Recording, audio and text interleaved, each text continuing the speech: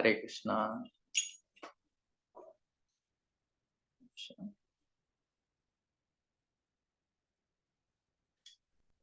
ಹರೇ ಕೃಷ್ಣ. ದಂಡವತ್ ಪ್ರಣಾಮ್ ಎಲ್ಲರಿಗೂ.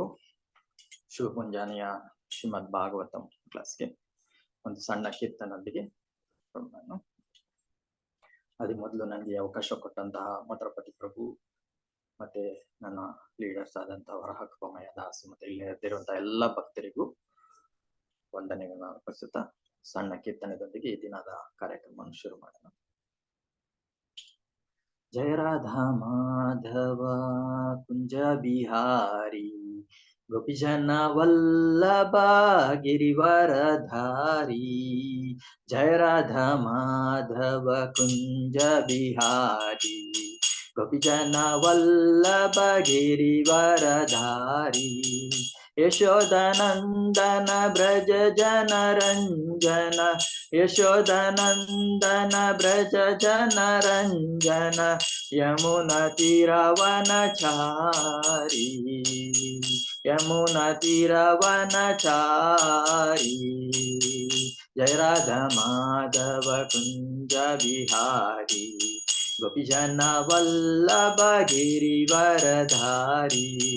जय राधा माधव कुंज बिहारी गोपीजन वल्लभ गिरिवरधारी।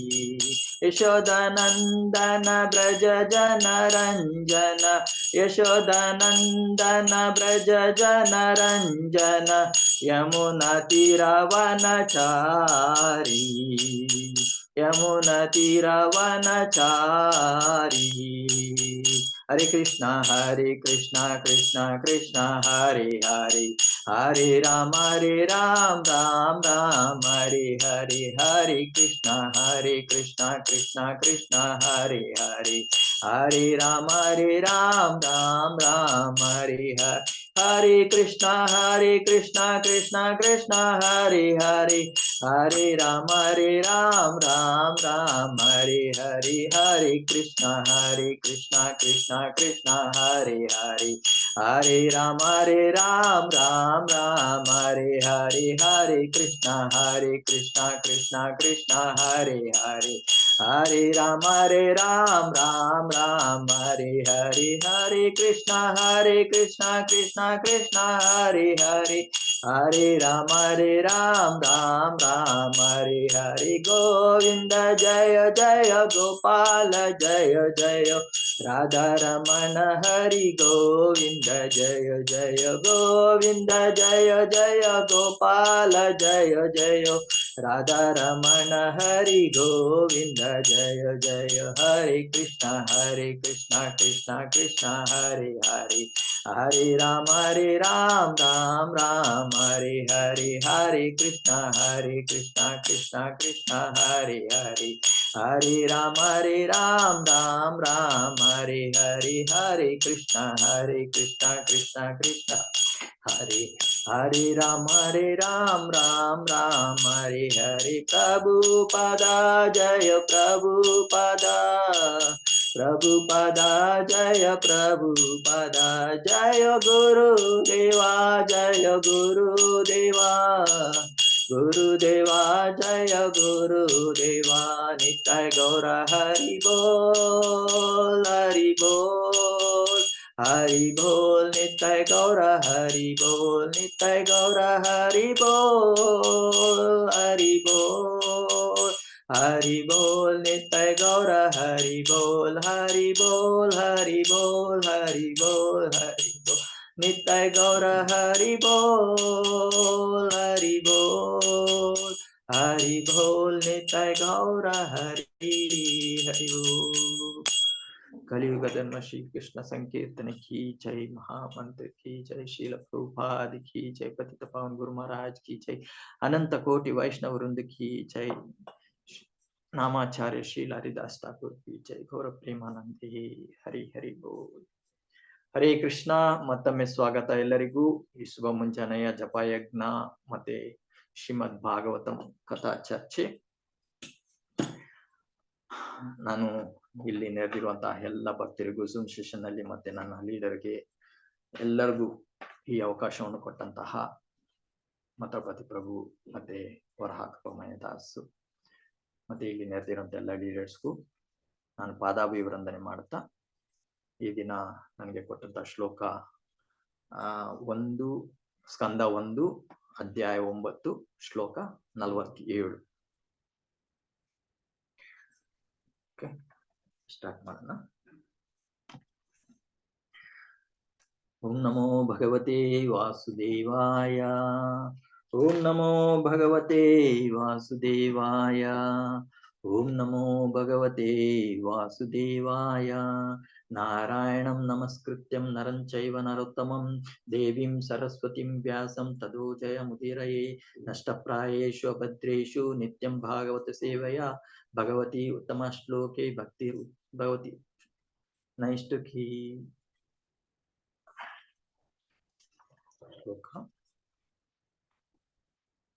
ತುಷ್ಟುರ್ಮುನಯೋರ್ಪೃಷ್ಟಃ ಕೃಷ್ಣಂ ತದ್ ಗುಹ್ಯನಾಮಭಿಃ ತತಸ್ತೆ ಕೃಷ್ಣ ಹೃದಯ ಸ್ವಾಶ್ರಮಾನ್ ಪ್ರಯಯು ಪುನಃ. ತುಷ್ಟುರ್ಮುನಯೋರ್ಪೃಷ್ಟಃ ಕೃಷ್ಣಂ ತದ್ ಗುಹ್ಯನಾಮಭಿಃ ತತಸ್ತೆ ಹೃದಯ ಕೃಷ್ಣ ಹೃದಯ ಸ್ವಾತ್ರಮಾನ್ ಪ್ರಯಯು ಪುನಃ. ತುಷ್ಟುರ್ಮುನಯೋ ಪೃಷ್ಟಾಃ ಕೃಷ್ಣಂ ತದ್ ಗುಹ್ಯನಾಮಭಿಃ ತತಸ್ತೆ ಕೃಷ್ಣ ಹೃದಯ ಸ್ವಾಶ್ರಮಾನ್ ಪ್ರಯಯು ಪುನಃ. ವರ್ಡ್ ಮೀನಿಂಗು ಪದದಿಂದ ಪದಕ್ಕೆ. ತುಷ್ಟುಹು ತೃಪ್ತಿಪಡಿಸಿದರು, ಮುನಯಃ ಮಹರ್ಷಿಗಳು, ವೇದವ್ಯಾಸರೇ ಮೊದಲಾದವರು, ಪೃಷ್ಟಃ ಎಲ್ಲರೂ ಸಂತೋಷ ಭಾವದಲ್ಲಿ, ಕೃಷ್ಣಂ ದೇವೋತ್ತಮ ಪುರುಷ ಶ್ರೀಕೃಷ್ಣನನ್ನು, ತತ್ ಅವನ ಗುಹ್ಯ ರಹಸ್ಯವಾದ ನಾಮಭಿಹಿ ಪುಣ್ಯಕರ ನಾಮಗಳಿಂದ, ತತಃ ಅನಂತರ ತೇ ಅವರು, ಕೃಷ್ಣ ಹೃದಯದಲ್ಲಿ ಶ್ರೀಕೃಷ್ಣನನ್ನು ಸದಾ ಧರಿಸಿದ ವ್ಯಕ್ತಿಗಳಾದ ಸ್ವ ಆಶ್ರಮಾನ್ ತಮ್ಮ ಆಶ್ರಯಗಳತ್ತ ಪ್ರಯಯು ಹಿಂದಿರುಗಿದರು ಪುನಃ ಮತ್ತೆ. ಅನುವಾದ ಮತ್ತೆ ಭಾವಾರ್ಥ ಜಗದ್ಗುರು ಶ್ರೀಲ ಪ್ರಭುಪಾದರಿಂದ. ಶ್ರೀಲ ಪ್ರಭುಪಾದಕಿ ಜಯ. ಆಗ ಎಲ್ಲಾ ಮಹಾಮುನಿಗಳು ಅಲ್ಲಿದ್ದ ಭಗವಾನ್ ಶ್ರೀಕೃಷ್ಣನನ್ನು ರಹಸ್ಯವಾದ ವೇದ ಸೂಕ್ತಗಳಿಂದ ಸ್ತುತಿಸಿದರು. ಅನಂತರ ಭಗವಾನ್ ಶ್ರೀಕೃಷ್ಣನನ್ನು ತಮ್ಮ ಹೃದಯಗಳಲ್ಲಿ ಸದಾ ಧಾರಣೆ ಮಾಡಿ ತಮ್ಮ ತಮ್ಮ ಆಶ್ರಮಗಳಿಗೆ ಹಿಂದಿರುಗಿದರು. ಭಾವಾರ್ಥ: ಭಗವದ್ಭಕ್ತರು ಸದಾ ಭಗವಂತನ ಹೃದಯದಲ್ಲಿ ನೆಲೆಸಿರುತ್ತಾರೆ. ಹಾಗೆಯೇ ಭಗವಂತನು ಸದಾ ಭಕ್ತರ ಹೃದಯದಲ್ಲಿ ನೆಲೆಸಿರುತ್ತಾನೆ. ಇದೇ ಭಗವಂತನಿಗೂ ಅವನ ಭಕ್ತರಿಗೂ ಇರುವ ಮಧುರ ಸಂಬಂಧ. ಭಗವಂತನ ಬಗೆಗಿರುವ ಶುದ್ಧ ಪ್ರೀತಿ ಮತ್ತು ಭಕ್ತಿಗಳಿಂದ ಭಕ್ತರು ಸದಾ ತಮ್ಮೊಳಗೆ ಅವನನ್ನು ಕಾಣುತ್ತಾರೆ. ಭಗವಂತ ಕೂಡ ತನಗೇನು ಬೇಕಾಗಿಲ್ಲದಿದ್ದರೂ ಭಕ್ತರ ಕಲ್ಯಾಣಕ್ಕಾಗಿ ಸದಾ ಕಾರ್ಯನಿರತನಾಗಿರುತ್ತಾನೆ. ಸಾಮಾನ್ಯ ಜೀವಿಗಳಿಗೆ ಅವರ ಎಲ್ಲಾ ಕ್ರಿಯೆ ಮತ್ತು ಪ್ರತಿಕ್ರಿಯೆಗಳಿಗೆ ನಿಸರ್ಗ ನಿಯಮಗಳಿರುತ್ತವೆ. ಆದರೆ ಅವನು ತನ್ನ ಭಕ್ತರನ್ನು ಸನ್ಮಾರ್ಗದಲ್ಲಿ ನಡೆಯಿಸಲು ಸದಾ ಕಾತರನಾಗಿರುತ್ತಾನೆ. ಆದುದರಿಂದ ಭಕ್ತರು ಭಗವಂತನ ನೇರ ರಕ್ಷಣೆಯಲ್ಲಿರುತ್ತಾರೆ. ಭಗವಂತ ಕೂಡ ತಾನೇ ತನ್ನನ್ನು ಭಕ್ತರ ಆಧೀನದಲ್ಲಿ ಇರಿಸಿಕೊಳ್ಳುತ್ತಾನೆ. ಅಂತ್ಯಕ್ರಿಯೆಯ ನಂತರ ವ್ಯಾಸರ ನೇತೃತ್ವದಲ್ಲಿ ಸೇರಿದ್ದ ಮುನಿಗಳೆಲ್ಲ ಅಲ್ಲಿ ಪ್ರತ್ಯಕ್ಷವಾಗಿ ಬಂದಿದ್ದ ಭಗವಂತನನ್ನು ಸಂಪ್ರೀತಿಗೊಳಿಸಲು ವೇದ ಸೂಕ್ತಗಳನ್ನು ಪಠಿಸಿದರು. ಭಗವಾನ್ ಕೃಷ್ಣನನ್ನು ಸಂಪ್ರೀತಿಗೊಳಿಸಲು ವೇದ ಸೂಕ್ತಗಳನ್ನು ಪಠಿಸಲಾಗುತ್ತದೆ. ಇದನ್ನು ಭಗವದ್ಗೀತೆಯಲ್ಲಿ 15.15 ಖಚಿತಪಡಿಸಲಾಗಿದೆ. ಎಲ್ಲ ವೇದಗಳ, ಉಪನಿಷತ್ತುಗಳ, ವೇದಾಂತ ಮೊದಲಾದವುಗಳು ಅವನನ್ನೇ ಹರಸುತ್ತಿವೆ. ಎಲ್ಲ ಮಂತ್ರಗಳು ಅವನನ್ನು ಸ್ತುತಿಸಲೋಸುಗವೇ ಇವೆ. ಆದುದರಿಂದ ಮುನಿಗಳು ಆ ಉದ್ದೇಶಕ್ಕೆ ಯೋಗ್ಯವಾದ ಕಾರ್ಯಗಳನ್ನೇ ಮಾಡಿದರು. ಅನಂತರ ಅವರು ಸಂತೋಷ ಚಿತ್ತರಾಗಿ ತಮ್ಮ ತಮ್ಮ ಆಶ್ರಮಗಳಿಗೆ ತೆರಳಿದರು. ಓಂ ಅಜ್ಞಾನತಿಮಿರಾಂಧಸ್ಯ ಜ್ಞಾನಾಂಜನಶಲಾಕಯ ಚಕ್ಷುರುಂ ಉನ್ಮಿಲಿತಂ ಯೇನ ತಸ್ಮೈ ಶ್ರೀ ಗುರವೇ ನಮಃ. ಶ್ರೀ ಚೈತನ್ಯ ಮನೋಭೀಷ್ಟಂ ಸ್ಥಾಪಿತಂ ಯೇನ ಭೂತಲೆ ಸ್ವಯಂ ರೂಪಾ ಕದಾ ಮಹ್ಯಂ ದದಾತಿ ಸ್ವಪದಾಂಕಿತಂ.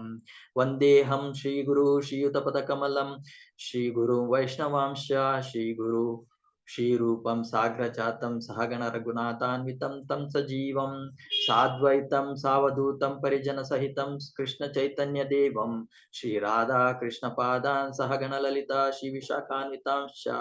ಹೇ ಕೃಷ್ಣ ಕರುಣಾ ಸಿಂಧು ದೀನಬಂಧು ಜಗತ್ಪತೆ ಗೋಪೇಶ ಗೋಪಿಕಾ ಕಾಂತ ರಾಧಾ ಕಾಂತ ನಮಸ್ತುತೆ.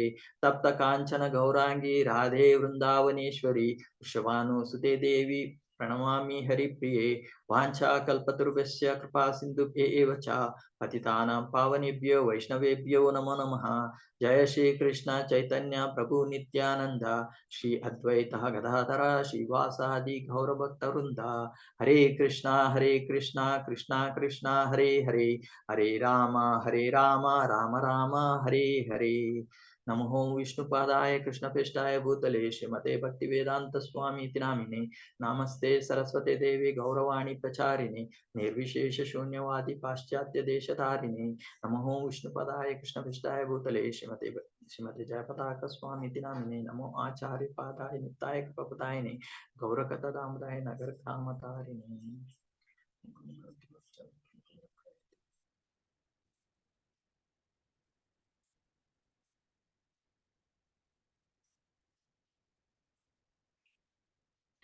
ಹರೇ ಕೃಷ್ಣ.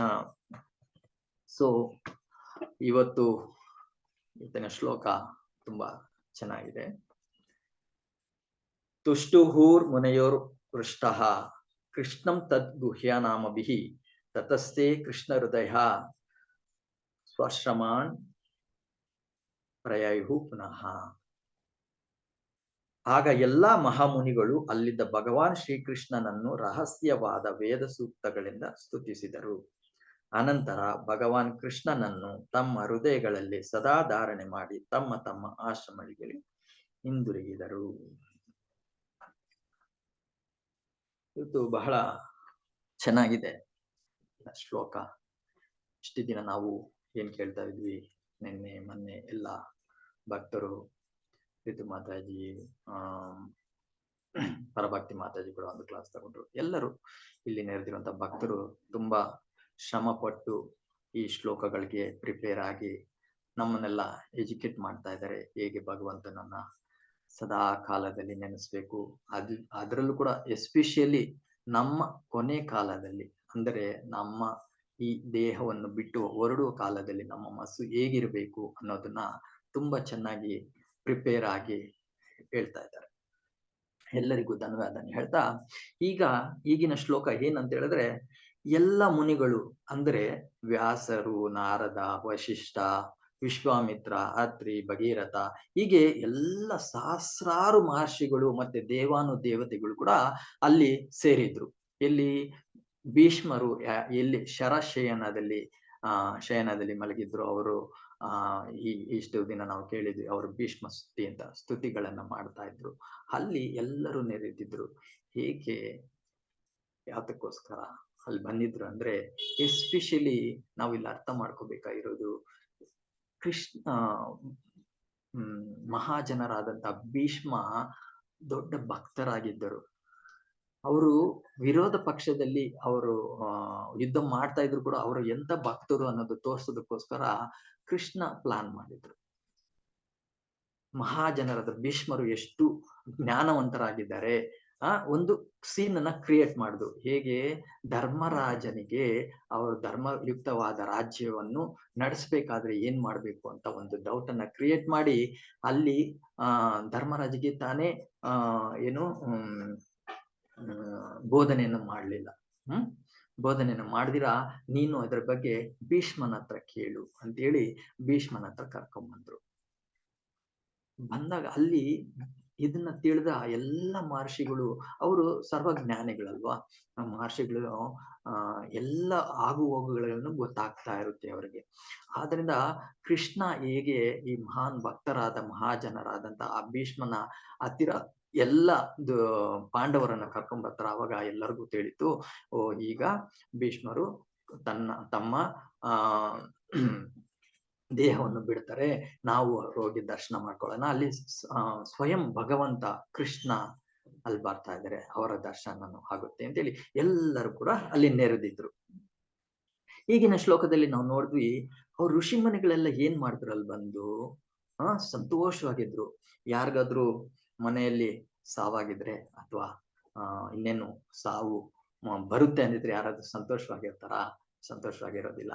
ಆದ್ರೆ ಇಲ್ಲಿ ಮಹಾಮುನಿಗಳು, ಸಹಸ್ರಾರು ದೇವತೆಗಳು ಕೂಡ ಅಲ್ಲಿ ಬಂದು ಅವರು ಸಂತೋಷವಾಗಿದ್ರು ಅಂತ ಹೇಳ್ತಾರೆ. ಅಂದ್ರೆ ಯಾಕೆ ಅಂತ ಹೇಳಿದ್ರೆ, ಈ ಮಹಾಜನರಾದಂತಹ 12 ಜನರಲ್ಲಿ ಒಬ್ಬರಾದಂತಹ ಭೀಷ್ಮ ಪಿತಾಮಹರು ಅವರ ದೇಹವನ್ನು ಬಿಡುವಾಗ ಅವರ ಎದುರಿಗೆ ಕೃಷ್ಣನ ಸ್ವಯಂ ಭಗವಂತನೇ ಇದ್ರು. ಅವ್ರಿಗೆ ಎಲ್ಲರಿಗೂ ಗೊತ್ತು, ಯಾರು ದರ್ಶನ ಮಾಡ್ತಾರೋ ಭಗವಂತನಲ್ಲ, ಅವರ ಕೊನೆಯಲ್ಲಿ ನಾವು ಶ್ಲೋಕಗಳಲ್ಲಿ ಓದ್ತೀವಲ್ಲ, ಯಾರು ಅವರ ದೇಹವನ್ನು ಬಿಡುವಾಗ ಕೊನೆಯಗಾಲದಲ್ಲಿ ಅವರ ಸ್ಮೃತಿ ಹೇಗಿರುತ್ತೋ ಅದಕ್ಕೆ ಹೋಗ್ತಾರೆ ಅಂತ. ಇವರ ಸ್ಮೃತಿ ಹೇಗಿತ್ತು ನೋಡಿದ್ವಿ ನಾವು, ಹಲವಾರು ಸ್ತುತಿಗಳು. ಭೀಷ್ಮ ಸ್ತುತಿಯಲ್ಲಿ ನಾವು ಕೇಳಿದ್ವಿ, ಏನ್ ಹೇಳ್ತಾ ಇದ್ರು ಭೀಷ್ಮರು, ನೀನು ಅರ್ಜುನನ ಸಾರಥಿಯಾಗಿ, ಪಾರ್ಥ ಸಾರಥಿಯಾಗಿ ನೀನೇನ್ ಮಾಡ್ದೆ, ಈವನ್ ವಿರುದ್ಧವಾದ ಏನು ಆಪೋಸಿಟ್ ಪಾರ್ಟಿ ಯಾರು ಯುದ್ಧಕ್ಕೆ ಶತ್ರುಗಳ ಕೂಡ ಅವರಿಗೆ ದರ್ಶನ ಕೊಟ್ಟು ಅವರ ಮೋಕ್ಷವನ್ನು ಕೊಟ್ಟೆ ಅಂತೇಳಿ ಆ ತರವಾದ ಕೃಷ್ಣನನ್ನು ನೋಡ್ಬೇಕು ಅನ್ನೋ ಆ ತರದ ರೀತಿಯಾದ ಸ್ತುತಿಗಳನ್ನು ಮಾಡಿದ್ರು. ಅಲ್ಲಿ ಕೃಷ್ಣ ಎದುರುಗಡೆನೆ ಇದ್ದಾಗ ಅವನು ಭಗವದ್ಧಾಮಕ್ಕೆ ಹೋಗ್ತಾರೆ ಅನ್ನೋದ್ರಿಂದ ತುಂಬಾ ಖುಷಿಯಾಗಿದ್ರು ಅಂತ ಇಲ್ಲಿ ನಾವು ಅರ್ಥ ಮಾಡ್ಕೋಬೇಕು. ಇಲ್ಲಿ ಆಚಾರ್ಯರಿರೋದು ಹೇಳೋದು, ನಾವು ಆ ತರ ಪ್ಲೇಸ್ ಅಲ್ಲಿ ಇವಾಗ ಯಾರೇ ಆಚಾರ್ಯರಾಗ್ಲಿ, ಉದಾಹರಣೆಗೆ ಈ ರೀಸೆಂಟ್ಲಿ ನಾವು ನೋಡಿದ್ವಿ, ಗೋಪಾಲ್ ಕೃಷ್ಣ ಗೋಸ್ವಾಮಿ ಮಹಾರಾಜರುಗಳು ಅವರು ತಮ್ಮ ದೇಹವನ್ನು ಬಿಡುವಾಗ ಅವರು ನೋಡಿ, ಇವು ರೀಸೆಂಟ್ ಆಗಿ ನಾವು ವಾಟ್ಸಪ್ ವಿಡಿಯೋಗಳಲ್ಲಿ ಕೂಡ ನೋಡಿದ್ವಿ, ಹೇಗೆ ಅವರು ಅವಸ್ಥೆಯಲ್ಲಿ ನಿದ್ರಾವಸ್ಥೆಯಲ್ಲೂ ಕೂಡ ಅವರು ಡಿಟಿ ವರ್ಷಿಪ್ ಅಂದ್ರೆ ಭಗವಂತನ ಪೂಜೆಯನ್ನು ಮಾಡ್ತಾ ಇದ್ರು. ಎಷ್ಟು ಕ್ಲೀನ್ ಆಗಿ ನೋಡ್ತಾ ಇದ್ರು. ಒಂದು ಕೈಯಲ್ಲಿ ಗಂಟೆ ಬಡಿಸೋದು, ಇನ್ನೊಂದು ಕೈಯಲ್ಲಿ ಆರತಿ ಮಾಡೋದು, ಇಲ್ಲ ಪುಷ್ಪಗಳನ್ನು ಅರ್ಪಿಸೋದು, ಮತ್ತೆ ಚಾಮರ ಬೀಸೋದು, ಮತ್ತೆ ನವಿಲುಗರಿಯನ್ನು ಬೀಸೋದು, ಇದನ್ನೆಲ್ಲ ಮಾಡ್ತಾ ಇದ್ರು. ನಮ್ಗೆ ಆದ್ರಿಂದ ಗೊತ್ತಾಗುತ್ತೆ, ಈ ಆಚಾರ್ಯರು, ಈ ಮಹಾನ್ ವ್ಯಕ್ತಿಗಳು ಸದಾ ಭಗವಂತನಲ್ಲೇ ಲೀನವಾಗಿರ್ತಾರೆ. ಅವರ ಕರ್ತವ್ಯಗಳಲ್ಲೇ ತೊಡ್ಕೊಂಡಿರ್ತಾರೆ. ಅವ್ರು ಏನೇ ಮಾಡ್ತಾ ಇದ್ರು ನಮ್ಗೆ ಭೌತಿಕವಾಗಿ ಅದು ಮಾಡ್ತಾ ಇದ್ದಾರೆ, ಇದು ಮಾಡ್ತಾ ಇದ್ದಾರೆ ಅಂತ ನಮ್ಗೆ ಅನ್ಸಿದ್ರು ಕೂಡ, ಅವರ ಚಿಂತನೆ ಹೇಗಿರುತ್ತೆ ಅಂದ್ರೆ, ಅವರ ಹೃದಯದಲ್ಲಿ ಹೇಗಿರುತ್ತೆ, ಅವರ ಮನಸ್ಸಿನಲ್ಲಿ ಹೇಗಿರುತ್ತೆ ಅಂದ್ರೆ ಭಗವಂತನ ಸೇವೆಯಲ್ಲೇ ತೋರಿಸ್ಕೊಂಡಿರ್ತಾರೆ. ನೋಡಿ, ನಿದ್ರಾವಸ್ಥೆಯಲ್ಲೂ ಕೂಡ ಹೀಗೆ ಅವರು ದೇವರ ಪೂಜೆಯನ್ನು ಮಾಡ್ತಾ ಇದ್ರಲ್ವಾ. ಹೀಗೆ ಭೀಷ್ಮ ಪಿತಾಮಹರು ಕೂಡ ಅವರ ಆಲೋಚನೆಗಳ ಭಗವಂತನಲ್ಲಿ ತೊಡಗಿದ್ದು ಅವರ ಸ್ಥಿತಿಗಳನ್ನ ನಾವು ಗಮನಿಸ್ಬೋದು. ಅವರ ಲೀಲೆ ಅಂದ್ರೆ ಕೃಷ್ಣನ ಗುಣ, ಲೀಲಾ, ಮತ್ತೆ ರೂಪ ಗುಣ ಲೀಲಾ ಅದ್ರ ಬಗ್ಗೆನೇ ಯೋಚನೆ ಮಾಡ್ತಾ ರೂಪದ ಬಗ್ಗೆ ಹೇಳಿದ್ರು. ಮತ್ತೆ ಅವರ ಲೀಲೆಗಳನ್ನ ಸ್ತುತಿ ಮಾಡಿ ಅವರು ಭಗವಂತನಲ್ಲಿ, ನೀನು ನನ್ನ ಎದುರುಗಡೆನೆ ನಿಂತ್ಕೋ, ಪಾರ್ಥ ಸಾರಥಿಯ ರೂಪದಲ್ಲಿ ನನ್ನ ಎದುರುಗಡೆ ನಿಂತ್ಕೋ ಅಂತೇಳಿ ಭಗವಂತನಿಗೆ ಆದೇಶವನ್ನು ಕೊಟ್ರು. ಆ ಪರಿಸ್ಥಿತಿಯಲ್ಲಿ ಅಂದ್ರೆ ಆ ತರ ಉನ್ನತವಾದ ಪರಿಸ್ಥಿತಿಯಲ್ಲಿ ಭೀಷ್ಮ ಮಹಾಪಿತರು ಇದ್ರು. ಮತ್ತೆ ಇಲ್ಲಿ ಬಂದು ಏನ್ ಮಾಡಿದ್ರು, ಮಹರ್ಷಿಗಳು ಏನ್ ಮಾಡಿದ್ರು, ಗುಪ್ತವಾದ ನಾಮಗಳಿಂದ ಸ್ತುತಿಸಿದರು ಭಗವಾನ್ ಕೃಷ್ಣನನ್ನು ರಹಸ್ಯವಾದ ಅಥವಾ ಗುಪ್ತವಾದ ನಾಮಗಳಿಂದ ಸ್ತುತಿಸಿದರು. ಒಬ್ಬ ಮಹಾರಾಜರು ಹೇಳ್ತಾ ಇದ್ರು, ಒಂದು ಲೆಕ್ಚರ್ ಕೇಳ್ತಾ ಇದ್ದೆ, ಗುಪ್ತವಾದ ಸ್ತುತಿಗಳು ಅಂದ್ರೆ ಹರಿ ಕೃಷ್ಣ ಹರಿ ರಾಮ ಹಂಗೆ ಹೇಳ್ಬೇಡ ನೀನು, ಗುಪ್ತವಾದ ನಾಮಗಳಿಂದ ಸ್ತುತಿಸು. ಕೃಷ್ಣ ಹರೇ ಕೃಷ್ಣ ಅಂತ ಅದು ಗುಪ್ತವಾದ ನಾಮಗಳಲ್ವಾ? ನಾವು ಹೇಗೆ ಅರ್ಥ ಮಾಡ್ಕೋಬೇಕಿದು? ಗುಪ್ತವಾದ ನಾಮಗಳು ಅಂದ್ರೆ ಏನಂತ ಹೇಳಿದ್ರೆ, ನಾವು ಇವಾಗ ಒಂದು ಹಾಡೇನಿದೆ, ಜಯ ರಾಧ ಮಾಧವ ಕುಂಜ ಬಿಹಾರಿ ಗೋಪಿಜನ ವಲ್ಲಭ ಗಿರಿವರಧಾರಿ. ಇವೆಲ್ಲ ಭಗವಂತನ ಹೆಸರುಗಳು. ಅಂದ್ರೆ ಅವರ ರೂಪ, ಲೀಲಾ ಮತ್ತೆ ಗುಣಗಳಿಂದ ಮಾಡಲ್ಪಟ್ಟಿರುವಂತ ಹೆಸರುಗಳು. ಇದೇ ರಹಸ್ಯವಾದ ಹೆಸರುಗಳು ಅಂತ ಹೇಳ್ತಾರೆ. ನಾವು ನೋಡಿ ಕೇಶವ ಅಂತ ಹೇಳ್ತೀವಿ. ಕೇಶವ ಅಂದ್ರೆ ಏನು? ನಮ್ಮ ಜ್ಞಾನೇಂದ್ರಿಯಗಳನ್ನು ತಡೆಯುವನು. ಇಲ್ಲಿ ಶಿವ ಬ್ರಹ್ಮನ ಅವನ್ನು ಕೂಡ ಕೃಷ್ಣನ ನಿಯಮಗಳಲ್ಲಿ ಒಳಪಡಿಸ್ಕೊಂಡಿದ್ರು. ಮತ್ತೆ ಮಾಧವ ಅಂತೀವಿ. ಮಾಧವ ಅಂದ್ರೆ ಏನು? ಮುಕ್ತಿಯನ್ನು ಪ್ರಸಾದಿಸುವವನು. ಕೃಷ್ಣ ಅಂತೀವಿ. ತುಂಬಾ ಮುಖ್ಯವಾದ ಹೆಸರು. ನಾವು ಯಾವಾಗೂ ಜಪವನ್ನು ಮಾಡುವಂತಹ ಕೃಷ್ಣ ಏನು? ಸರ್ವ ಆಕರ್ಷಕನಾಗಿರುವವನು, ಸರ್ವ ಮಂಗಳಕರವಾಗಿರುವವನು, ಸರ್ವ ಮಾಧುರ್ಯ ಇರುವವನು.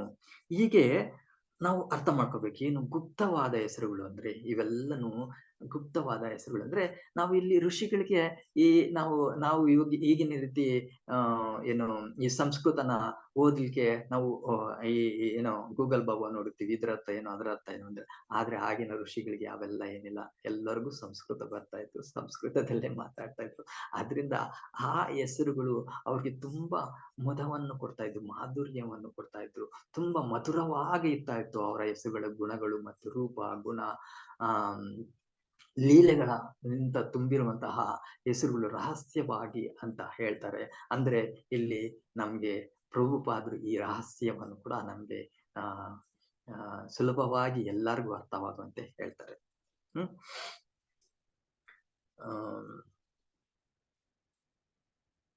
ಸೊ ಈ ನಾಮಗಳನ್ನ ನಾವು ಯಾವ ಸ್ಥಿತಿಯಲ್ಲಿ ಕೂಡ ಮಾಡ್ಬೋದು. ಪ್ರಭುಪಾದರ ಕೃಪೆಯಿಂದ ನಮ್ಗೆ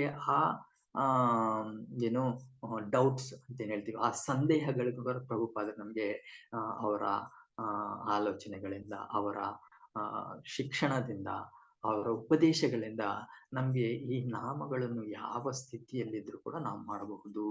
ನಾವು ಕುಳಿತುಕೊಂಡು ಮಾಡಬಹುದು, ನಿಂತ್ಕೊಂಡು ಮಾಡಬಹುದು, ಓಡಾಡ್ತಾ ಮಾಡಬಹುದು, ಅಥವಾ ಆರೋಗ್ಯ ಇಲ್ದಿರಿದ್ರೆ ನಾವು ಮಲಗಿ ಕೂಡ ನಾವು ಈ ನಾಮಗಳನ್ನು ಮಾಡಬಹುದು. ಭಗವಂತನಿಗೆ ಈ ಸಂಕೀರ್ತನೆ ನಮ್ಮ ಭಾವ ಮುಖ್ಯ. ನಾವು ಏನ್ ಮಾಡ್ತಾ ಇದೀವಿ, ನಾವೆಲ್ಲಿ ಕುತ್ಕೊಂಡಿದ್ದೀವಿ, ಯಾವ ರೀತಿ ಇದ್ವಿ ಅದನ್ನ ನೋಡೋದಿಲ್ಲ. ನಮ್ಮ ನಾಮ ಸಂಕೀರ್ತನೆ ನಾವು ಮನಸ್ಸಿನಿಂದ ಏಕಾಗ್ರತೆ ಚಿಂತೆಯಿಂದ ಅವನನ್ನು ಸಂಕೀರ್ತನೆ ಮಾಡ್ತಾ ಇದ್ರೆ ಏನಾಗುತ್ತೆ? ಭಗವಂತ ಸಂತೋಷವಾಗಿ ಅದನ್ನ ಪಡೆದುಕೊಂತಾನೆ. ನಾವು ಅಜಾಮಿಲನ ಸ್ಟೋರಿಯಲ್ಲಿ ಕೇಳ್ಬೋದು. ಅವನು ಎಷ್ಟು ಅಪವಿತ್ರನಾಗಿದ್ದ, ಆದ್ರೆ ಅವನ ಕೊನೆ ಗಳಿಗೆಯಲ್ಲಿ ನಾರಾಯಣ ಅಂತ ಹೆಸರನ್ನು ಹೇಳಿದ ಮಾತ್ರಕ್ಕೆ ಏನು 4 ಜನ ವಿಷ್ಣು ದೂತರು ಬಂದ್ರು. ವಿಷ್ಣು ದೂತರು ಬಂದು ಇವರು ನಾರಾಯಣನನ್ನ ಕರೆದಿರ್ತಾರೆ. ಆಕ್ಚುಲಿ ಅವ್ರ ಮಗನನ್ನ ಕರೆದ್ರು. ಇದು ಭಾವ. ಅವ್ರು ಏನಾಯ್ತು, ಶರಣಾಗತಿ ಅಂತ ತಗೊಂಡ್ರಲ್ಲ. ಲಾಸ್ಟ್ಲಿ ಆ ಯಮದೂತರು ಬಂದಾಗ ಏನಾಯ್ತು, ಅವರ ವಿಕಾರವಾದ ದೇಹಗಳನ್ನ, ಅವರ ವಿಕಾರವಾದ ಮುಖಗಳನ್ನ ನೋಡಿ ಭಯಭೀತರಾಗಿ ಅವರನ್ನ ಮಗನನ್ನ ಕರೆದ್ರು. ಮತ್ತೆ ಅವರ ಹಿಂದಿನ ಮುಂದೆ ಏನ್ ಮಾಡಿದ್ರು ಅವರು, ಬ್ರಾಹ್ಮಣದ ಅವ್ರ ತಂದೆಗೆ ಹೇಗೆ ಹವ್ಯಾಸಿಗಳನ್ನೆಲ್ಲ ತರೋದಕ್ಕೆ ಹೇಗೆ ಸಹಾಯ ಮಾಡ್ತಾ ಇದ್ರು, ಯಜ್ಞಯಾಗತಿಗಳು ಪೂಜೆಗಳನ್ನ ಹೇಗೆ ಮಾಡ್ತಾ ಇದ್ರು ಅದನ್ನೆಲ್ಲ ಜ್ಞಾಪಿಸ್ಕೊಂಡು ಈ ನಾರಾಯಣದಿಲ್ಲ ಬೇರೆ ಯಾರು ನನಗೆ ಗತಿ ಇಲ್ಲ ಅಂತ ನಾರಾಯಣ ಅಂತ ಜೋರಾಗಿ ಕರೆದ್ರು. ಆಗ ವಿಷ್ಣು ದೂತರು. ಇದನ್ನ ನಾವು ತುಂಬಾ ಚೆನ್ನಾಗಿ ಅರ್ಥ ಮಾಡ್ಕೋಬೇಕು. ನಾವು ಯಾವಾಗ ನಮ್ಮ ಮನಸ್ಥಿತಿಯನ್ನು ಎಂತ ಸ್ಥಿತಿಯಲ್ಲಿದ್ರು ಕೂಡ ಭಗವಂತನ ಕಡೆಗೆ ನಾವು ತೊಡಗಿಸ್ಕೊಳ್ತೀವೋ ಆವಾಗ ಭಗವಂತ ನಮ್ಮ ಭಾವನೆಯನ್ನು ನೋಡ್ತಾರೆ, ನಮ್ಮ ಸ್ಥಿತಿಯನ್ನು ನೋಡೋದಿಲ್ಲ. ನಾವು ಯಾವ ಪ್ಲೇಸ್ ಅಲ್ಲಿ ಇದ್ದೀವಿ, ಯಾವ ರೀತಿ ಇದ್ದೀವಿ, ಯಾವ ತರ ಕುತ್ಕೊಂಡಿದ್ದೀವಿ, ಯಾವ ತರ ನಿಂತಿದ್ದೀವಿ, ಯಾವ ತರ ಓಡಾಡ್ತಾ ಇದ್ದೀವಿ, ಮಲಗಿದ್ದೀವಿ, ಅದನ್ನೆಲ್ಲ ನೋಡೋದಿಲ್ಲ. ಅವರು ನಮ್ಮ ಭಾವನೆಯನ್ನು ನೋಡಿ ಅದನ್ನ ಸಂತೋಷದಿಂದ ತೆಗೆದುಕೊಳ್ತಾರೆ. ಮತ್ತೆ ಏನ್ ಮಾಡಿದ್ರು ಮಹರ್ಷಿಗಳು? ಇಲ್ಲಿ ಭಗವಂತನ ನೋಡೋಣ. ಭಗವದ್ ಭಕ್ತರು ಸದಾ ಭಗವಂತನ ಹೃದಯದಲ್ಲಿ ನೆಲೆಸಿರುತ್ತಾರೆ, ಹಾಗೆ ಭಗವಂತನು ಸದಾ ಭಕ್ತರ ಹೃದಯದಲ್ಲಿ ನೆಲೆಸಿರುತ್ತಾನೆ. ಇದೇ ಭಗವಂತನಿಗೂ ಅವನ ಭಕ್ತರಿಗೂ ಇರುವ ಮಧುರ ಸಂಬಂಧ. ಸೊ ಇಲ್ಲಿ ನಾವು ಹೇಗೆ ಅರ್ಥ ಮಾಡ್ಕೋಬೇಕು? ಹೃದಯದಲ್ಲಿ ನೆಲೆಸಿರುತ್ತಾನೆ. ಹೇಗೆ ಹೃದಯದಲ್ಲಿ ನೆಲೆಸಿರುತ್ತಾನೆ? ನಾವು ಇವಾಗ ಯಾವ್ದಾದ್ರೂ ಒಂದು ವ್ಯಕ್ತಿಯನ್ನು ಮನಸ್ಸಿನಲ್ಲಿ ತೆಗೆದುಕೊಂಡಾಗ ಅಥವಾ ಅವರ ಬಗ್ಗೆ ನಾವು ಚಿಂತನೆಯನ್ನು ಮಾಡ್ತಾ ಇರುವಾಗ ಮಾತ್ರ ನಮ್ಗೆ ಹೃದಯದಲ್ಲಿ ನೆಲೆಸೋದಕ್ಕೆ ಸಾಧ್ಯ. ಉದಾಹರಣೆಗೆ ಹೇಳ್ಬೇಕಾದ್ರೆ ಯಾರಾದ್ರೂ ಇವಾಗ ಪಾಲಿಟಿಷಿಯನ್ಸ್ ಅವ್ರನ್ನ ಚರ್ಚೆ ಮಾಡಿ, ಓ ಇವರು ಈ ತರ ಭಾಷಣ ಮಾಡಿದ್ರು, ಅವ್ರು ಆ ತರ ಭಾಷಣ ಮಾಡಿದ್ರು, ಇವರು ಇವ್ರನ್ನ ಹೊಗಳ್ತಾ ಇದ್ರು, ಇವ್ರನ್ನ ತೆಗಳ್ತಾ ಇದ್ರು, ಇವ್ರನ್ನ ಕಾಂಟ್ರಾಕ್ಟ್ ಈ ತರ ಮಾಡಿದ್ರು, ಅವ್ರನ್ನ ಕಾಂಟ್ರಾಕ್ಟ್ ಈ ತರ ಮಾಡಿದ್ರು. ನಾವು ಅದನ್ನ ಯೋಚನೆ ಮಾಡ್ತಾ ಇದ್ರೆ ಏನಾಗುತ್ತೆ, ಆ ವ್ಯಕ್ತಿಗಳೇ ನಮ್ಮ ಹೃದಯದಲ್ಲಿ ನೆಲೆಸ್ತಾರೆ.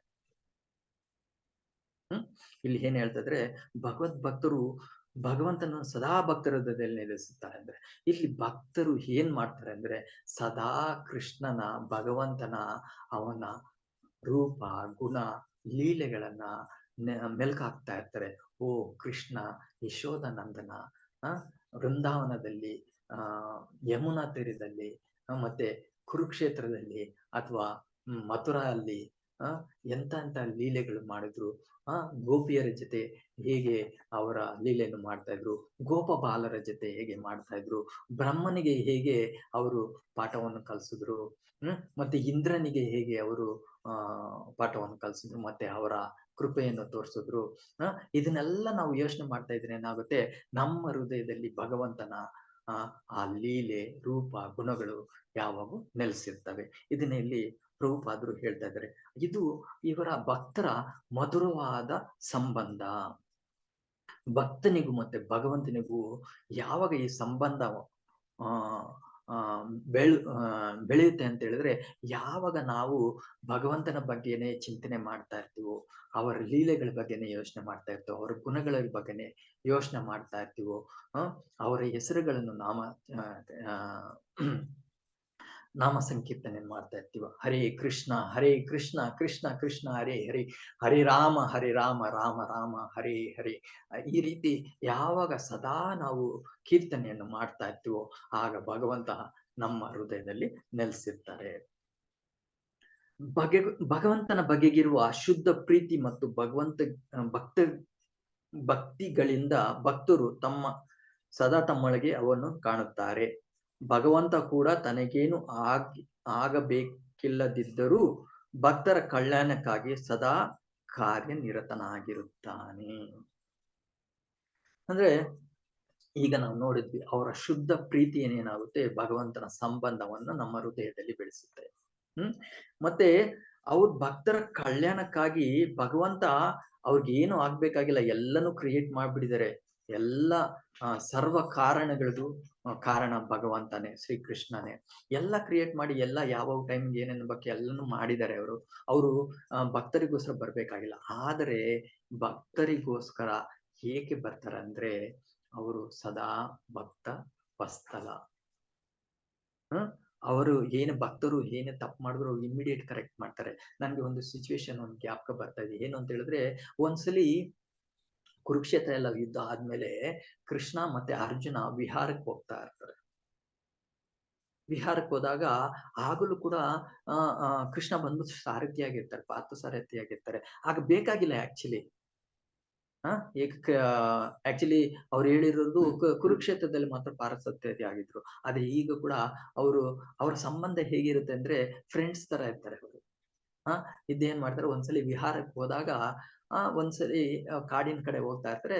ಇವ್ರಿಗೆ ಸ್ವಲ್ಪ ಅಹಂಕಾರ ಉಟ್ಕೊಳ್ಳುತ್ತೆ. ಯಾರಿಗೆ? ಅರ್ಜುನರಿಗೆ. ಓ, ನಾನು ಈ ರೀತಿ ಯುದ್ಧ ಮಾಡಿದೆ, ಆ ರೀತಿ ಯುದ್ಧ ಮಾಡಿದೆ, ನಾನು ಎಲ್ಲರನ್ನು ಸಂಹಾರ ಮಾಡಿದೆ, ನಾನು ಗ್ರೇಟು, ನನ್ನ ಬಾಣ ವಿದ್ಯೆ ಏನಿದೆ, ಶಸ್ತ್ರವಿದ್ಯೆ ಏನಿದೆ, ಅದು ಎಲ್ಲರಿಗೂ ಜಗತ್ ಪ್ರಸಿದ್ಧ. ನಾನೇ ಪ್ರಪಂಚದಲ್ಲ ದೊಡ್ಡವನು, ನನ್ಗಿಂತ ಗ್ರೇಟ್ ಆದವರು ಯಾರು ಇಲ್ಲ ಅಂತ ಒಂದು ಸಣ್ಣದಾದ ಒಂದು ಗರ್ವ ಉಟ್ಕೊಳ್ಳುತ್ತೆ ಅವ್ರಿಗೆ. ಆವಾಗ ಇಮಿಡಿಯೇಟ್ ಕೃಷ್ಣ ಅವನು ಸರ್ವ ತಿಳಿದವನು, ಎಲ್ಲನೂ ಗೊತ್ತಾಗುತ್ತೆ, ಏನನ್ನ ಆಗುತ್ತೆ, ಯಾರ ಮನಸ್ಸಿನಲ್ಲಿ ಏನಾಗುತ್ತೆ ಅಂತ ತಿಳಿದವನಲ್ವಾ. ಅವ್ರಿಗೆ ಇಮಿಡಿಯೇಟ್ ಆಗುತ್ತೆ ಕೃಷ್ಣಗೆ. ಅವ್ರು ಹೇಳ್ತಾರೆ, ಓ, ಸ್ವಲ್ಪ ಅಹಂಕಾರ ಬರ್ತಾ ಇದೆ, ಒಂದು ಗರ್ವ ಅನ್ನೋದು ಬರ್ತಾ ಇದೆ, ಅದನ್ನ ನಾಶ ಮಾಡ್ಬೇಕು ಅಂತ ಹೇಳ್ಬಿಟ್ಟು ಸ್ವಲ್ಪ ಮುಂದೆ ಹೋಗ್ತಾ ಹಂಗೆ ಕಾಡಿನ ಒಳಗಡೆ ಸ್ವಲ್ಪ ಹೋಗ್ತಾರೆ. ಆಗ ಅಲ್ಲಿ ಒಂದು ನರಿ ಏನ್ ಮಾಡುತ್ತೆ, ಒಂದು ಸತ್ತಿರೋ ಪ್ರಾಣಿ ಅದ್ ಬಂದ್ಬಿಟ್ಟು ಸತ್ತಿರೋ ಪ್ರಾಣಿ ಹತ್ರ ಬಂದ್ಬಿಟ್ಟು ಅದು ಮೂಸ್ ನೋಡುತ್ತೆ, ಆ ಕಡೆ ಹೊರಟೋಗುತ್ತೆ. ಕಾಲ ಹತ್ರ ಮೂಸ್ ನೋಡುತ್ತೆ, ಹೊರಟೋಗುತ್ತೆ. ಹೊಟ್ಟೆ ಹತ್ರ ಮೂಸ್ ನೋಡುತ್ತೆ, ಹೊರಟೋಗ್ಬಿಡುತ್ತೆ. ಮತ್ತೆ ಆ ಮತ್ತೆ ಇದು ತಲೆ ಹತ್ರ ಬಂದ್ಬಿಟ್ಟು ಮೂಸ್ ನೋಡುತ್ತೆ, ಹೊರ್ಟೋಗ್ಬಿಡುತ್ತೆ. ಆವಾಗ ಅರ್ಜುನ ಹೇಳ್ತಾರೆ, ಅರ್ಜುನ್, ಏನ್ ನರಿ, ಏನ್ ಮಾಡ್ತಾ ಇದೀಯ ನೀನು? ನಿನ್ಗೆ ಹಸುವಾಗಿದ್ಯಲ್ಲ, ಅದು ಪ್ರಾಣಿ ಸತ್ ಬಿದ್ದಿದೆ, ಅದನ್ನ ತಿನ್ಬೇಕಲ್ಲ, ನೀನೇನ್ ಮೂಸ್ ನೋಡ್ಬಿಟ್ಟು ಹೋಗ್ತಾ ಇದೀಯ ಅಂತ ಹೇಳ್ತಾರೆ. ಆವಾಗ ಆ ನರಿ ಹೇಳುತ್ತೆ, ಆ ನಾನು ನಿಮ್ಮಂತಹ ಮಾನವರಲ್ಲ ನಾನು, ಏನ್ ಬಿದ್ದಿದ್ರು ಏನ್ ಸಿಕ್ಕುದ್ರು ತಿನ್ಬಿಡೋದಕ್ಕೆ. ನಾನು ಅಲ್ಲಿ ಹೋಗ್ ನೋಡ್ತೀನಿ, ಆ ಕಾಲುಗಳ ಹತ್ರ ಹೋಗ್ ಮೂಸ್ ನೋಡ್ದೆ, ಅವ್ನು ಯಾವ್ದಾದ್ರು ದೇವಾಲಯಕ್ಕೆ ಹೋಗಿದ್ಯಾ ಅಂತ. ಆ ಪ್ರಾಣಿ ಏನಾದ್ರು ದೇವಸ್ಥಾನಕ್ಕೆ ಹೋಗಿದ್ಯಾ, ಯಾವ್ದನ್ ಭಗವಂತನ ದರ್ಶನ ಮಾಡಿದ್ಯಾ ಅಂತ ನೋಡ್ದೆ, ಅದು ಹೋಗಿಲ್ಲ, ಅದಕ್ಕೆ ನಾನು ಅದು ಕಾಲುಗಳನ್ನ ತಿಂದಿಲ್ಲ.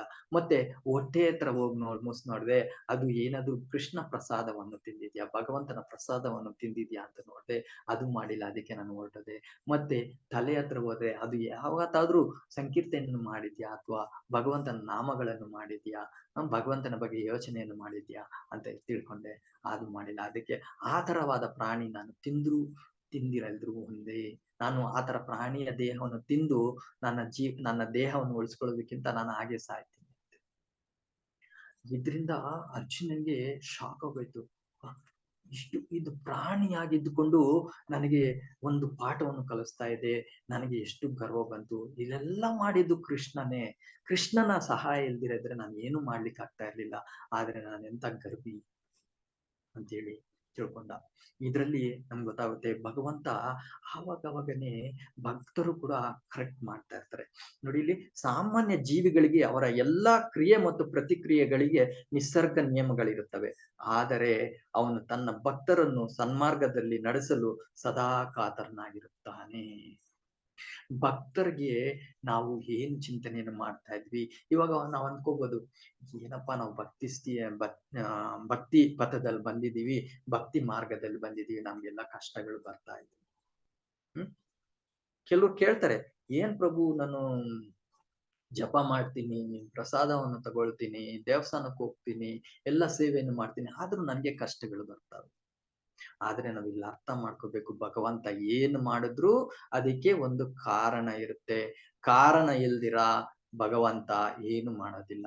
ನಮ್ಮ ಕರ್ಮಗಳನ್ನು ಅಲ್ಲಲ್ಲಿಗೆ ಕೊನೆ ಮಾಡ್ಲಿಕ್ಕೋಸ್ಕರ.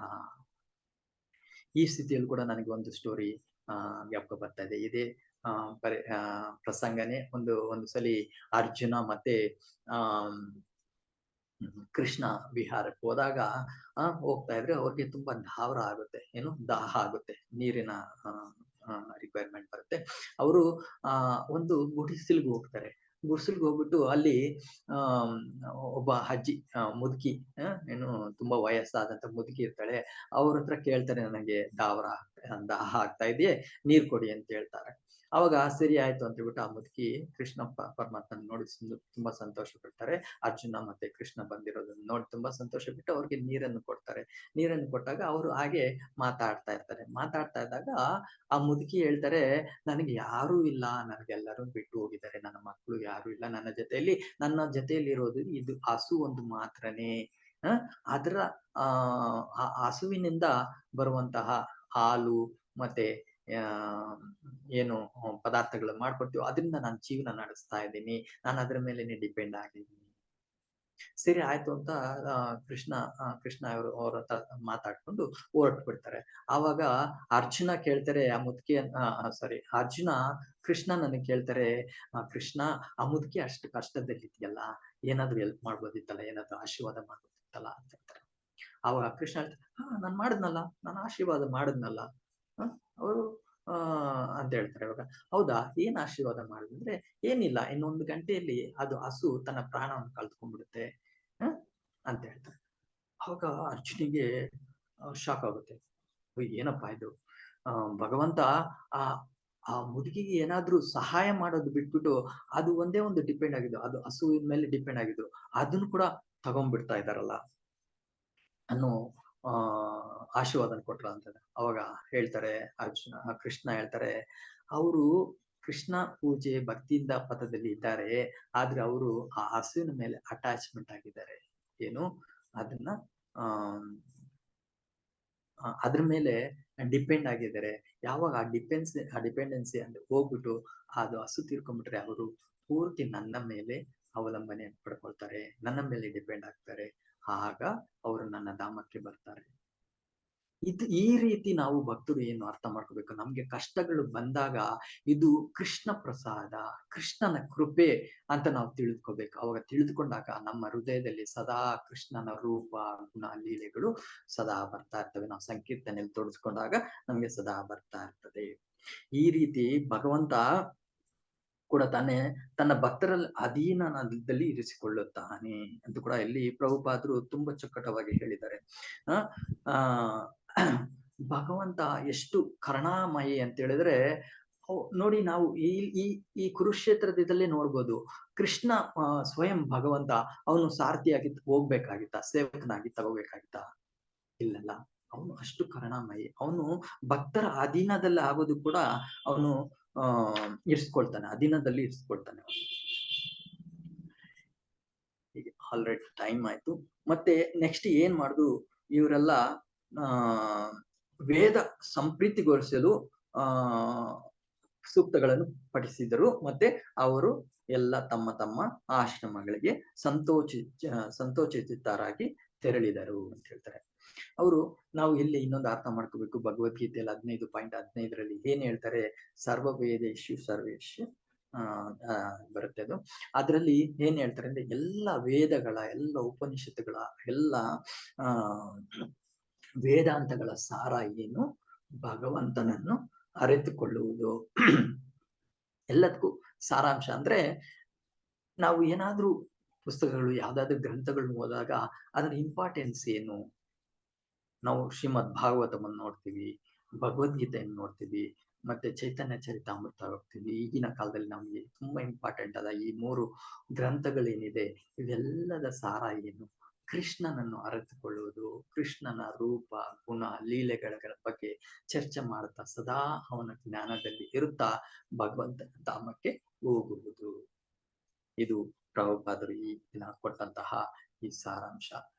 ಹೀಗೆ ಎಲ್ಲರೂ ಏನ್ ಮಾಡಿದ್ರು, ಋಷಿ ಮುನಿಗಳು ತಾವು ಸಂತೋಷದಾಯಕವಾಗಿ, ಓ ಭೀಷ್ಮ, ಕೃಷ್ಣನ ಲೋಕಕ್ಕೆ, ಕೃಷ್ಣನ ಬೃಂದಾವನದಲ್ಲಿ, ಗೋಲೋಕ ಬೃಂದಾವನಕ್ಕೆ ಕೃಷ್ಣನ ಸೇವೆ ಮಾಡ್ಲಿಕ್ಕೆ ಅಲ್ಲಿ ಹೋದ್ರು, ಕೃಷ್ಣ ಅಲ್ಲಿಗೆ ಕರ್ಸ್ಕೊಂಡ್ರು ಅಂತ ಹೇಳಿ ಸಂತೋಷದಾಯಕವಾಗಿ ಅವರ ಗುಹ್ಯ ನಾಮಗಳನ್ನು ಹಾಡುತ್ತಾ, ತಮ್ಮ ಹೃದಯದಲ್ಲಿ ಕೃಷ್ಣನನ್ನು ನೆನೆಸುತ್ತಾ ಅವರವರ ಆಶ್ರಮಗಳಿಗೆ ಹೊರಡ್ತಾರೆ. ಇದು ಈ ದಿನದ ಚರ್ಚೆ. ಇಷ್ಟು ಹೇಳ್ತಾ ಈ ದಿನದ ನನ್ನ ಪ್ರವಚನವನ್ನು ಮುಗಿಸ್ತೀನಿ. ಹರೇ ಕೃಷ್ಣ ಕೃಷ್ಣ ಕೃಷ್ಣ ಹರೇ ಹರೇ, ಹರೇ ರಾಮ ರಾಮ ರಾಮ ಹರೇ ಹರೇ. ನನ್ನ ಮಾತುಗಳಿಂದ ಯಾರಿಗಾದ್ರೂ ಬೇಸರ ಆಗಿದ್ರೆ ಅದು ನನ್ನ ನ್ಯೂನ್ಯತೆ ಮಾತ್ರ. ಅದೇ ಈ ಪ್ರವಚನದಿಂದ ಯಾರಿಗಾದ್ರೂ ಉಪಯೋಗ ಆಗಿದ್ರೆ ಅದು ನನ್ನ ಗುರು ಮಹಾರಾಜರ ಮತ್ತೆ ನನ್ನ ಇಮಿಡಿಯೇಟ್ ಶಿಕ್ಷಾ ಗುರುಗಳ ಕೃಪೆಯಿಂದ ಮಾತ್ರ ಇದು ಆಗಿದೆ ಅಂತ. ಹರೇ ಕೃಷ್ಣ. ಹರೇ ಕೃಷ್ಣ. ಚೆನ್ನಾಗಿ ಹೇಳಿದ್ರು ಪ್ರಭು. Very nice pastimes we have shared, Arjuna and Krishna, how the old woman depended on the cow and how Krishna has taken that cow and made her completely dependent on Krishna. Okay, so all the great sages then glorified Lord Sri Krishna, who was present there, by confidential Vedic hymns. Then all of them returned to their respective hermitages, bearing always Lord Krishna within their hearts. As Krishna within the heart, sarvasya chaham hridi sannivisto mattan smrtir jnanam apohanam cha. So this is the living entity's natural nature is to remember Krishna always. Okay, we will keep it open for all other devotees. If they want to share something, or if they have any questions, you please stay back, Prabhu. You have to go to office, right? No, Prabhu, second Saturday. Okay. ನಿಮ್ಗೆ ಯಾರಿಗನ್ನು ಪ್ರಶ್ನೆ ಇದ್ದರೆ ಕೇಳ್ಬೋದು, ಪ್ರಭು ಕಾಯ್ತಾ ಇದ್ದಾರೆ ನಿಮಗೋಸ್ಕರ. You want to add something? Hare Krishna, Prabhu. Hare Krishna. No questions, but I wanted to share how sweet this entire purport was. I found it very sweet, Prabhu. Thank you, Radha Krishna, Prabhu. Olle point, especially the confidential Vedic hymns. Other the Vistarvag helidri, and the translation itself starts with sweetness. Though it was all about Bhishmadev, they went back home, with Krishna in their hearts. If you allow me just 2-3 lines of Prabhupada Prabhu, can I just highlight? Yes, carry on. See these lines. I just found, the Lord is in the heart of devotees. Sweet relationship, he explains. Then he says, Lord is busy attending to the welfare of devotees. Lord is always anxious to put devotees in the right path. Lord puts himself under the care of devotees only. I found all these lines extremely sweet. I'm sure others found it too, but I just found that it was absolute nectar, this particular few lines, which clearly is pointing out that Lord is so much focused on devotees. I liked everything. Prabhu, ನಿಮ್ಮ ಎರಡು past time, especially the bear, ಯಾವ ಪ್ರಾಣಿ ನೋಡ್ತು ಅಂದ್ರೆ ಸತ್ತೋಗಿರೋ ಪ್ರಾಣಿ ಅಲ್ಲ ಪ್ರಭು, ಅದು ಸತ್ತಿರೋ ಪ್ರಾಣಿ ಪ್ರಭು. Okay. ಸತ್ತಿರೋ ಪ್ರಾಣಿ. ಅದರದ್ದು analogy was like really heart touching, Prabhu. So wherever you hold, very, very nice analogies. Thank you, Prabhu. Thank you very much. In this way, Srila Prabhupada, he wants to, because he realized Jnanina Tattvadarshinaha, and he knows that to what depth Krishna is exchanging the loving relationship is, the result of today's purport. Yes, somebody is saying something. ತುಂಬಾ ಚೆನ್ನಾಗಿತ್ತು ಪ್ರಭು ಇವತ್ತಿನ class. ಇದರಲ್ಲಿ starting ಅಲ್ಲಿ ಹೇಳಿದ್ರು ಋಷಿ ಮುನಿಗಳು ತುಂಬಾ ಸಂತೋಷವಾಗಿದ್ರು. ಯಾರ ಸತ್ತೋದಾಗ ಯಾರ ಸಂತೋಷವಾಗಿರ್ತಾರ? ಇರಲ್ಲ. ನಮ್ಮ ಮೆಟೀರಿಯಲ್ ವರ್ಲ್ಡ್ ಅಲ್ಲಿ ಎಲ್ಲರೂ ಅಳ್ತಾ ಇರ್ತಾರೆ ಅಥವಾ ಗ್ರೇವ್ ಆಗಿರ್ತಾರೆ ಎಲ್ಲ. ಇಲ್ಲಿ ಅಂತ ಒಂದು ಇದನ್ನು ಸೃಷ್ಟಿ ಮಾಡಿದ ಕೃಷ್ಣ ಅಂತೇಳಿ ನೀವು ತುಂಬಾ ಚೆನ್ನಾಗಿ ಹೇಳಿದ್ರು ಪ್ರಭು. ಹಾಗೆ ಇಲ್ಲಿ ಭಗವಂತ ಹೃದಯದಲ್ಲಿ ನೆಲೆಸ್ತಿರ್ತಾನೆ. ಅದಕ್ಕೊಂದು ಅನಾಲಜಿ ಕೊಟ್ರಿ ನೀವು. ಏನಂದ್ರೆ ನಾವು ಬೇರೆ ಕೆಟ್ಟದನ್ನು ನೋಡಿದಾಗ ಪೊಲಿಟಿಷಿಯನ್ ಬಗ್ಗೆ ನಾವು ನೋಡ್ತಾ ಇದ್ರೆ ಅವ್ರು ಬಂದು ಹೃದಯದಲ್ಲಿ ನಿಲ್ತಾರೆ. ಅವ್ರು ಬಂದು ಹೃದಯದಲ್ಲಿ ನಿಂತಾಗ ಎಂತ ಹ್ಯಾವಕ್ ಆಗ್ಬೋದು ಅಂತ ಅನಿಸಿತು ಪ್ರಭು. ಸೊ ಇದು ಒಂದು ಒಳ್ಳೆ ಎನಾಲಜಿ ಕೊಟ್ಟಿದ್ದೀರಾ ನೀವು ಇದು. ಸೊ ಅಜ್ಜಿಯ ಕಥೆಗಳು ನಮ್ಗೆ ಗೊತ್ತಿದ್ರುನು ಆ ಹೊತ್ತಿಗೆ ರೆಲೆವೆಂಟ್ ಆಗಿ ಹೇಳಿದ್ದು ತುಂಬಾ ಚೆನ್ನಾಗಿತ್ತು. ಆ ಅಜ್ಜಿಯ ಕಥೆ ಹೇಗೆ ನಮ್ಮ ಅಟ್ಯಾಚ್ಮೆಂಟ್ ಅನ್ನು ನಾವು ದೂರ ಇಡಬೇಕು ಅಂತ, ನಮಗೆ ಇದ್ದ ಫೆಸಿಲಿಟಿಯನ್ನು ಕೃಷ್ಣ ಕಿತ್ಕೊಂಡ್ ಬಿಡ್ತಾನೆ. ಆದ್ರಿಂದ ಅದನ್ನು ದೂರ ಇಡ್ಬೇಕು. ಅಟ್ಯಾಚ್ಮೆಂಟ್ ಅನ್ನು ದೂರ ಇಟ್ಟು ಅದನ್ನು ಕೃಷ್ಣನನ್ನು ಮಾತ್ರ ಮನಸ್ಸಲ್ಲಿ ಇಟ್ಕೊಂಡು ಆ ಥಿಂಗ್ಸ್ ಅನ್ನೆಲ್ಲ ಅಥವಾ ಅಟ್ಯಾಚ್ಮೆಂಟ್ ಅನ್ನೆಲ್ಲ ದೂರ ಇಟ್ಟು ಎಷ್ಟು ಚೆನ್ನಾಗಿ ಇಟ್ಟಿದ್ದಾನೆ ನನ್ನ ಕೃಷ್ಣ ಅಂತ ತಿಳ್ಕೊಳ್ಬೇಕು ಅಂತ ಅದು ಒಂದು ಚಂದವಾಗಿ ವರ್ಣಿಸಿದ್ದೀರ. Hare Krishna. Even the Vedic hymns, normally we think all these brahmanas come and tell all the complicated hymns towards even the Chamara Shloka, towards the end of all the last samskaras. Actually, here so nicely Prabhupada brings that point back to all these are only to please Krishna. So if you have that in the mind, and now and then glorify Krishna after every of the shlokas somehow. I recollect personally I didn't ask them, why are you telling these shlokas, and trying to, as long as he's saying somewhere Vasudeva, Sarvam Krishna Arpanamastu, I was not satisfied. Now I'm so happy that here it clearly proves all these shlokas, though meant for some other samskaras, are actually finally there to please Krishna. That's super, very nice point. Okay. Fine. Thank you very much, Radha Krishna Premoy Prabhu. We would like to hear more and more from you in Kannada. So keep it open for other announcements or any prayers to be offered.